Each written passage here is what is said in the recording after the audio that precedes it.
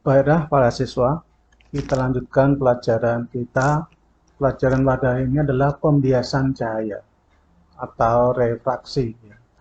Kamu lihat peristiwa pembiasan, kalau di sini ada gelas, kemudian diisi air, kemudian dikasih masukkan itu sebatang kayu, maka pada bidang batas ini nampak kayunya akan patah.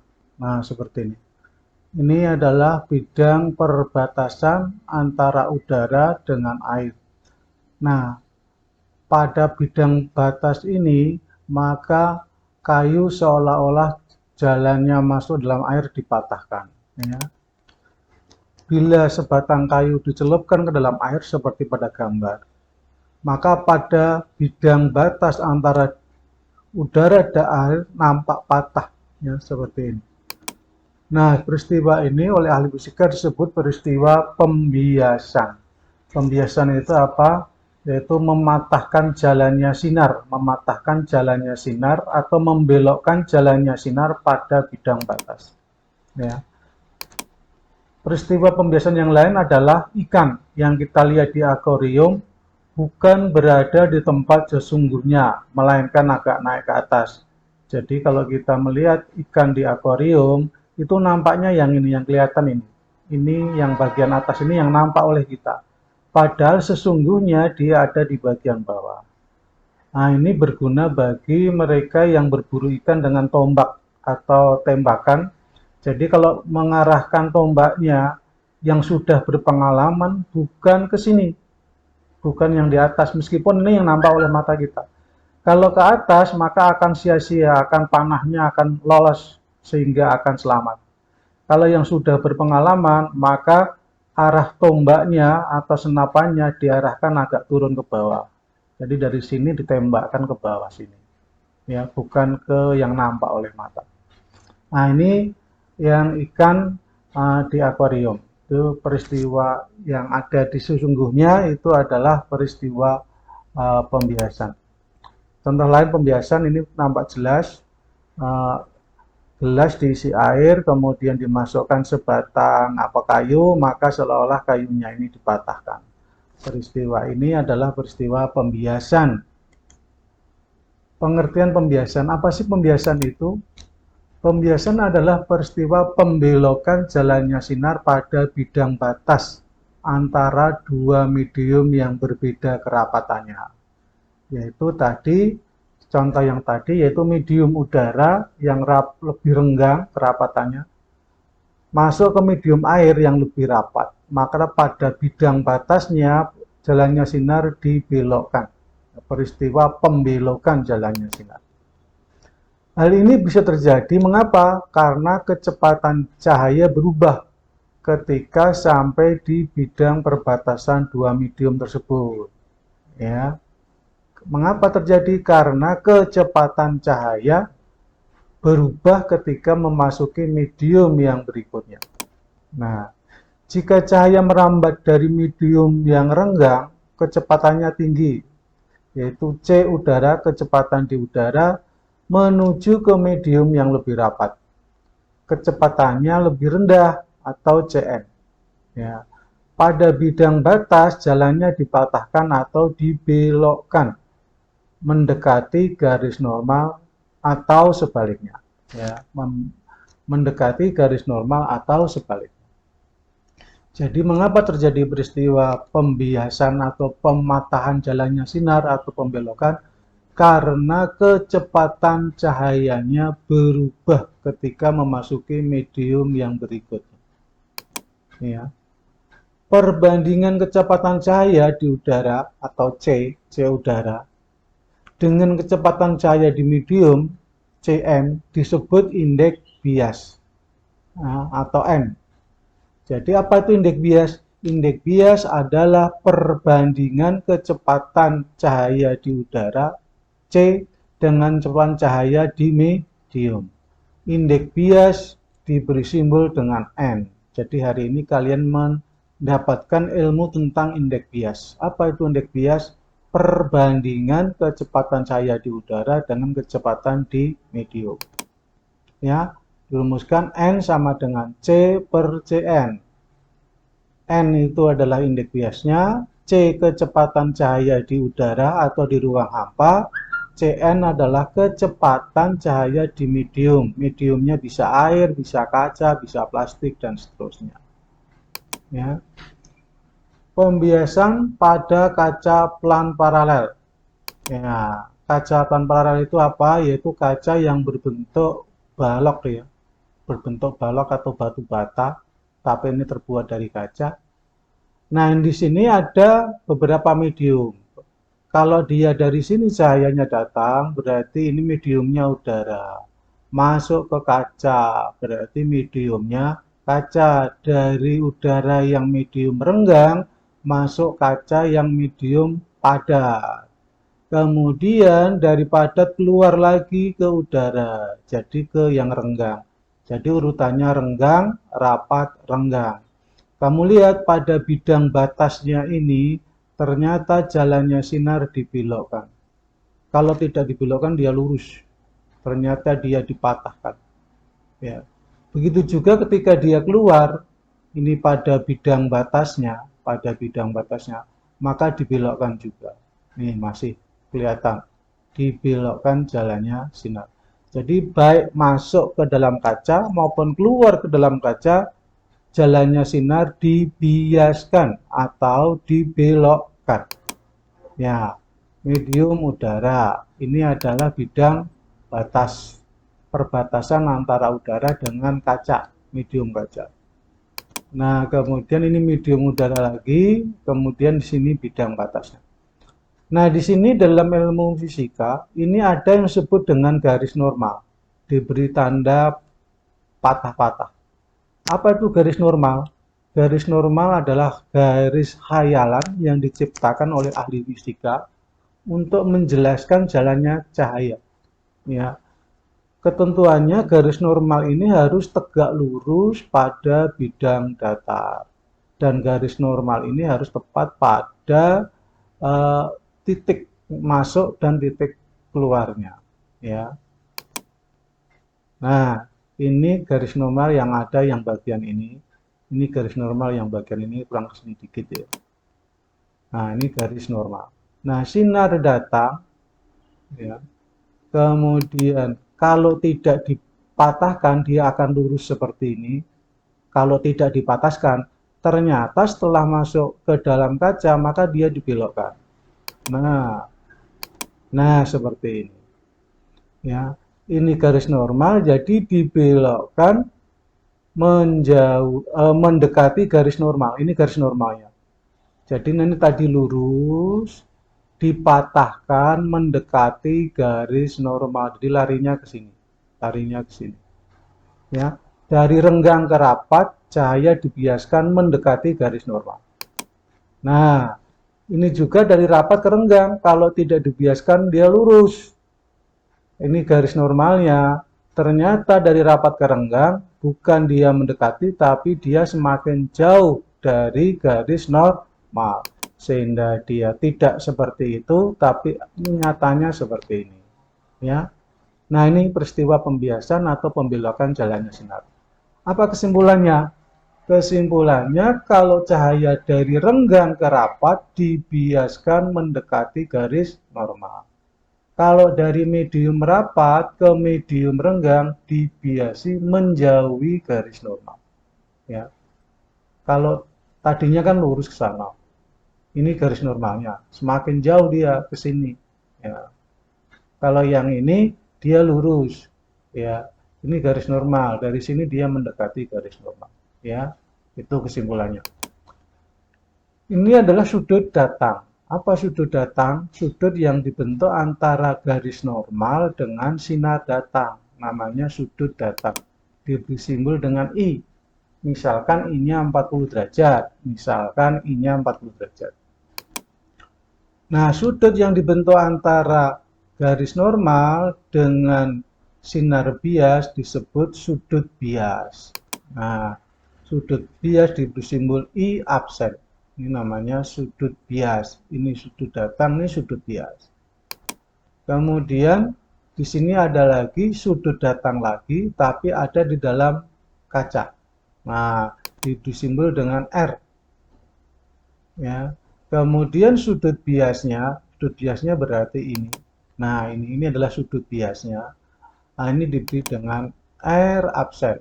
Oh, ternyata setelah diukur menggunakan busur derajat, kesimpulannya bahwa sudut datang yang masuk kaca plan paralel sama dengan sudut yang keluar dari kaca, yaitu sama-sama 40 derajat. Ini kesimpulannya, sudut datang pada kaca plan paralel sama dengan sudut bias pada kaca plan paralel. Ya, ini hasil penelitian percobaannya. Ya, ini pembiasan yang terjadi pada kaca plan paralel. Plan paralel itu kaca yang bentuknya seperti batu bata. Ya, ini keterangannya sama bahwa I sama dengan R absen. I itu adalah sudut datang, R absen adalah sudut bias. Ya, dan R sama dengan I absen. R ini sudut datang yang di sini sama dengan yang sudut bias yang di sini. Ini sama. Ini dalam ilmu matematika ini sama. Ya. Kita lanjutkan, jika sudut datangnya I40, maka sudut R absennya yang keluar dari kaca paralel juga 40. Ya. Kita lanjutkan. Indeks bias tadi sudah yang pertama. Sekarang indeks bias itu N apa tadi? Nah, indeks bias itu angka atau bilangan hasil bagi antara, nah tadi, kecepatan cahaya di ruang hampa di C dengan di medium CN atau CN yang tadi sudah dijelaskan. Ya, dirumuskan N sama dengan C per CN. Pengertian indeks bias yang kedua adalah proyeksi sinar datang pada medium 1 dengan sinar bias pada medium 2. Jadi pengertian indeks bias itu bisa diterjemahkan dari kecepatan, bisa diterjemahkan dari proyeksi. Ya, proyeksi sinar datang pada medium 1 dengan sinar bias pada medium 2. Ya. Kemudian ini PSD, proyeksi sinar datang per proyeksi sinar bias. Besarnya indeks bias sebagai penunjuk besarnya sudut pembelokan jalannya sinar. Jadi kalau nilai angkanya N-nya makin besar, berarti nilai sudut patahnya juga makin lebar. Ya. Besarnya indeks bias sebagai penunjuk besarnya sudut pembelokan jalannya si sinar. Ya. Ini indeks bias. Jadi kalau melihat cahaya kok patah banget, itu berarti indeks biasnya tinggi. Ya. Sebagai contoh ini tadi di medium udara masuk ke medium air. Ini ada pada bidang batas titik masuk, ini adalah garis normal. Ya, garis normal. Ini masuk, kalau tidak dibiaskan dia mengikuti jalur ini, tapi kenyataannya dia dipatahkan. Nah, pematahannya kalau dari rapat ke renggang mendekati garis normal. Ya, masuk, ini kecepatannya C, ketika tidak seperti itu, tapi nah seperti ini hasilnya, maka dia kecepatannya di air. Jadi C maka akan berubah. Ya, karena kecepatannya berubah, maka dia akan patah.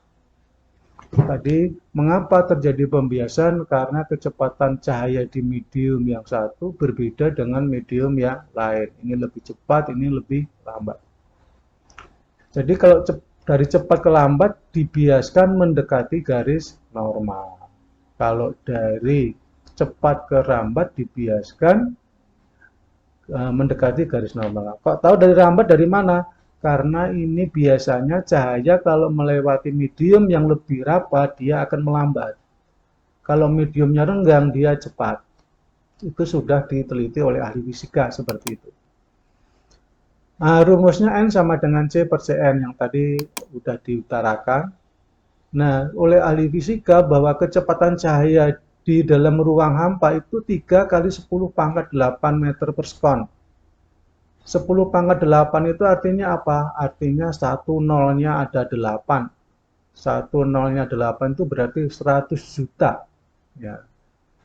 Jadi ini hasil penghitungan oleh ahli-ahli fisika bahwa kecepatan cahaya di ruang hampa atau di udara itu 3 kali 10 pangkat 8 meter per sekon.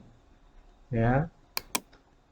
Cn adalah kecepatan cahaya di dalam medium tertentu, bisa kaca, bisa air, bisa plastik, atau benda-benda lain yang tembus cahaya. N indeks bias medium. Jadi yang disebut N ini adalah indeks bias medium air yang dimaksud. Yang dimaksud N adalah indeks bias air, ya, indeks bias air.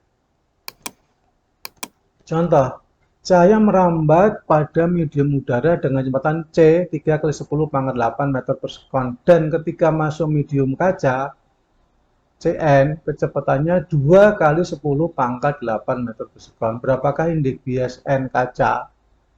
Indeks bias kaca adalah N C per Cn, C-nya 3 kali 10 pangkat 8 dibagi 2. Nah, ini 2 kali 10 pangkat 8, ini sama tinggal dicoret, ini dicoret, hasilnya 3 per 2. 3 per 2 sama dengan 1,5. Jadi indeks bias kaca adalah 1,5. Apa 1,5 itu? Artinya kecepatan di udara 3 kali 10 pangkat 8, di kaca 2 kali 10 pangkat 8 meter per sekon. Hukum Snellius tentang pembiasan. Sinar datang garis normal dan sinar bias terletak dalam satu bidang datar. Yang ini hukum yang diteliti oleh si Snellius. Snellius itu seorang ahli fisika yang meneliti tentang pembiasan. Perbandingan proyeksi sinar datang dan sinar bias pada bidang batas antara dua medium merupakan bilangan tetap. Bilangan tetap itu didefinisikan sebagai indeks bias atau N. Ya. Jadi pengertian indeks bias ada dua macam. Pertama berdasarkan kecepatan, yang kedua berdasarkan proyeksi. Nah, sebagai contoh ini. Sinar datang dari udara. Ini dikasih sinar laser masuk ini. Nah, ini kemudian dibikin garis normal. Kita bikin sendiri. Ini menggunakan alas, ini menggunakan kertas, kemudian ini dikasih sinar, ini dikasih kaca tadi, kaca pelan paralel, ini bikin garis normal sehingga ini sudut datang. Kemudian pas di sini titik di sini. Nah, sebelumnya kaca pelan paralel tadi, jadi cara membuatnya ini ada kaca pelan paralel, kemudian dikasih sinar laser, misalkan bukan di sini, kasih titik di sini. Terus nanti dia akan keluar cahayanya, keluarnya mana kasih titik, nanti dari sini ditarik seperti ini, ya, tarik seperti ini. Terus kemudian kaca pelan paralelnya ini diangkat, kemudian menggunakan jangka. Jarumnya ditusuk di sini, terus kemudian ini menggunakan penggaris ya, pensil, sinar datang nanti dilukis menggunakan pensil, tinggal dihubung-hubungkan aja di titiknya. Tadi misalkan sumbernya di sini titik pakai pensil, kena sini titik pakai pensil, baru dihubungkan set. Terus tadi sini udah dititik juga, tinggal ditarik lagi set begini. Terus bikin garis normal yang tegak lurus pada bidang batas. Nah, pada pertemuan ini ditusuk jarum menggunakan jangka, baru pensilnya diputar dari sumbernya tadi sini, muter melingkar. Set. Nah, sudahlah terbentuk seperti ini lingkaran. Baru kemudian yang di sini menggunakan penggaris, diambil tegak lurusnya perpotongan lingkaran dengan sinar ini dari titik sini, ditarik tegak lurus. Nah, ini tegak lurus, tandain titik A. Begitu juga yang berpotongan dengan sinar bias keluar dengan lingkaran ditandain, kemudian ditarik tegak lurus terhadap bidang batas. Diberi tanda B di sini. Kalau ini B, ini B absen. Kalau A, ini absen. A ini adalah proyeksi sinar datang pada bidang datar. Ini B adalah proyeksi, diproyeksikan menjadi B absen pada bidang datar.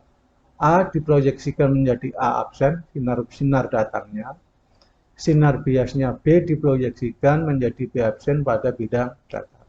Baru kemudian diukur dari titik O ini, diukur menggunakan penggaris. Ini berapa senti panjangnya.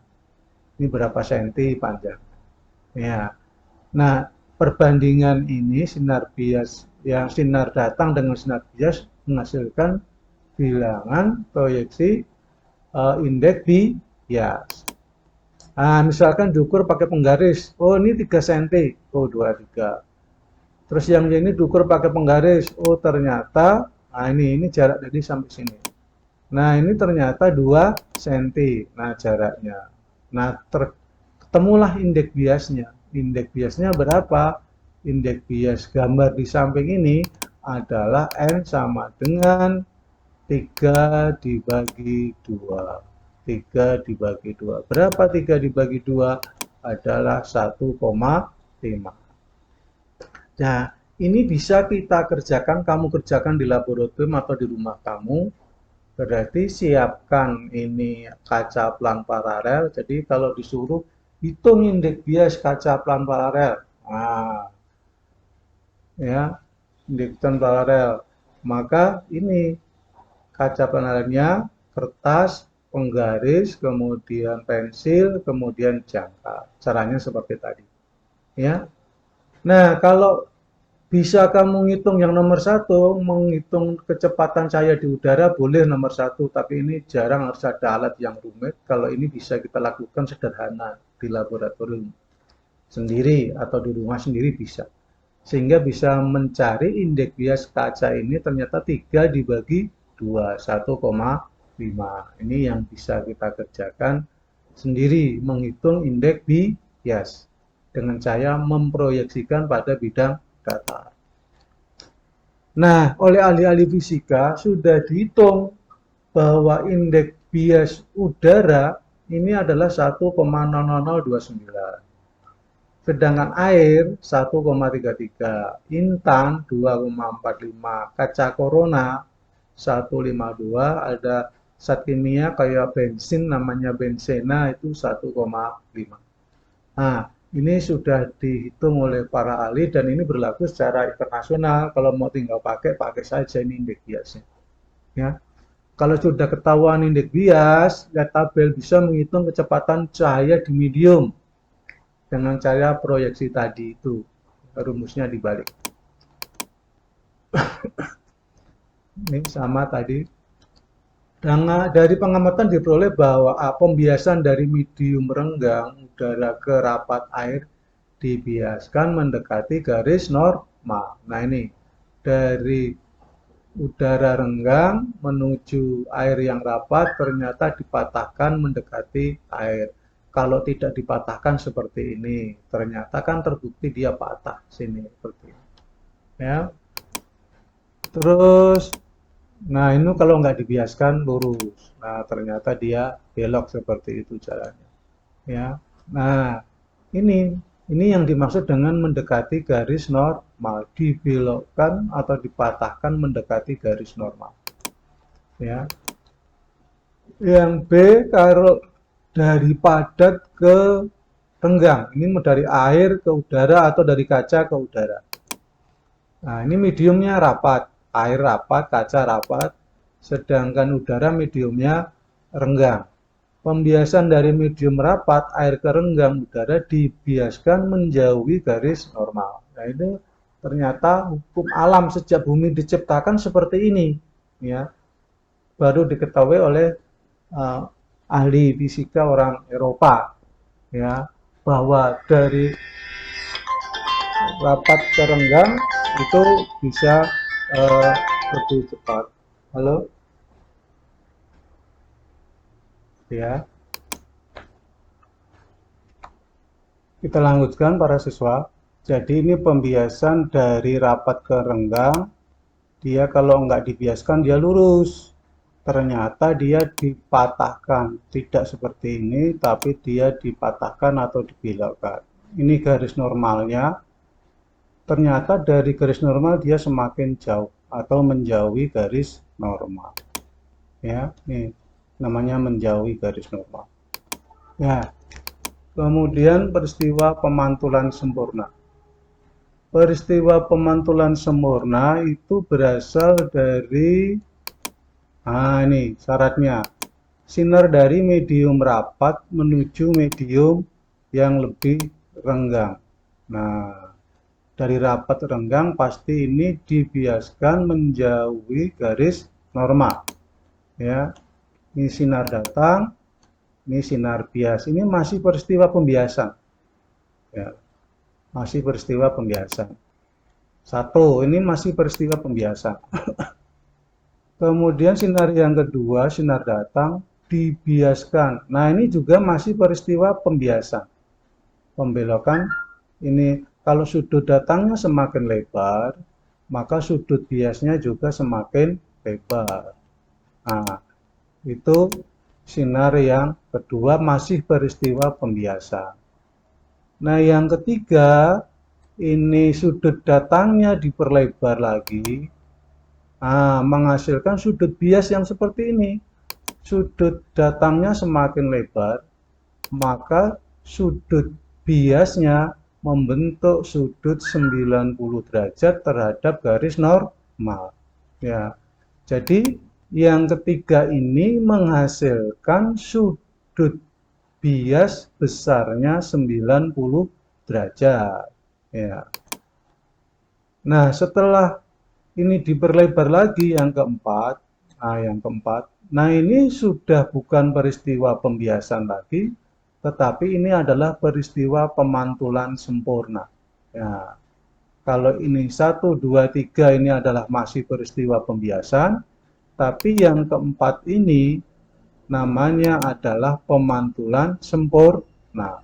Jadi ini sudut datangnya, ini sudut pantulnya. Ya.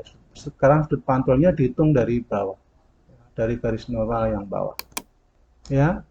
Jadi yang keempat adalah peristiwa pemantulan sempurna. Nah, sinar datang nomor 3 menghasilkan sudut bias 90 derajat. Nah, sudut datang yang dibentuk sinar datang nomor 3 disebut sudut batas. Sudut batasnya mana? Sudut batasnya ini. Ini namanya sudut batas. Apa itu sudut batas? Sudut batas adalah sudut datang yang dibentuk yang menghasilkan sinar bias 90 derajat. Apa itu sudut batas? Sudut batas adalah sudut yang dibentuk dari sinar datang yang menghasilkan sinar bias 90 derajat. Ya, namanya sudut batas. Dari sudut batasnya mana? Ini yang kuning ini. Ini adalah sudut batas. Ya. Sudut batas adalah sudut datang yang menghasilkan sudut bias 90 derajat. Ya. Sedangkan sinar datang nomor 4 menghasilkan sinar pantul. Bukan lagi pembiasan, tapi sudah peristiwa pemantulan sempurna. Ya. Syarat terjadinya pemantulan sempurna pada peristiwa pembiasan adalah 1. Sinar datangnya dari medium rapat ke medium yang renggang. Syaratnya dari medium rapat ke renggang. Yang kedua, sudut datangnya harus melebihi sudut batas. Ya, sudut datangnya harus melebihi sudut batas. Nah, ini syarat terjadinya peristiwa pemantulan sempurna pada peristiwa pembiasan. Terus pemantulan sempurna terjadi pada apa? Terjadi peristiwa fata morgana. Kemudian berlian yang nampak berkilauan. Ya, terjadinya fata morgana. Fata morgana itu bisa kamu lihat pada kalau siang hari kalian naik bis kota atau kendaraan di jalan raya seperti berair. Ya. Setelah dekati ternyata airnya hilang. Nah, air yang nampak seperti air itu disebut dengan fata morgana. Gimana kejadiannya? Kejadiannya adalah pada siang hari cahaya terik, panas, maka aspal itu kan panas, hitam warnanya panas, sehingga udara di atas aspal itu panas renggang. Tetapi setelah di atasnya lagi udara semakin dingin, maka semakin rapet. Nah, cahaya Matahari datang dari yang rapat menuju renggang, dipantulkan ke mata kamu, sehingga seolah-olah di atas aspal itu nampak seperti air. Itu peristiwa pemantulan sempurna pada fata morgana. Begitu juga pada berlian. Berlian itu dibikin sudut yang sudutnya sehingga terbentuklah peristiwa pemantulan sempurna. Ya, pemantulan sempurna. Ini masih peristiwa pembiasan. Ya, pembiasan. Ini sudut datangnya ini adalah sudut batas, sudut batas. Sedangkan yang ini sudah peristiwa pemantulan sempurna. Ya, tadi setelah terjadinya pemantulan sempurna, ya, zat optik dan seterusnya. Benda gelap yang tembus cahaya hampir meneruskan seluruh cahaya yang mengenainya dikenal sebagai benda optik, seperti lensa, kacamata, kaca lemah, dan prisma. Jadi lensa cembung, lensa cekung itu adalah benda optik. Kacamata yang kita gunakan adalah benda optik.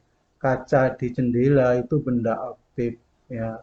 Kaca panparalel yang tadi seperti pada bolok adalah benda optik. Juga prisma. Prisma kaca yang bentuknya prisma ya, prisma.